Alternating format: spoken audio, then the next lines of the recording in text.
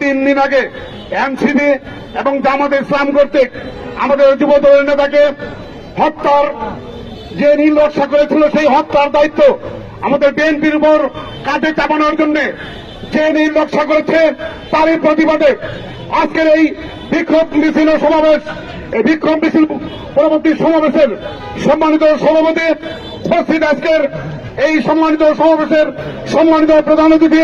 জামালপুর জেলা বিএনপির সম্মানিত সাধারণ সম্পাদক, আগামী জাতীয় সংসদ নির্বাচনে জামালপুর সদরের আমাদের একমাত্র প্রার্থী,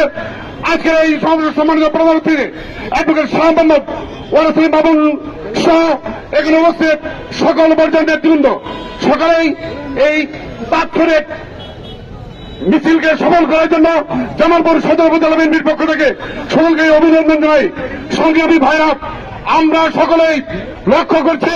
সারা দেশে শান্ত পরিবেশকে অশান্ত তৈরি করে নির্বাচনকে পিছিয়ে নেওয়ার একটি পায়তারা চলছে।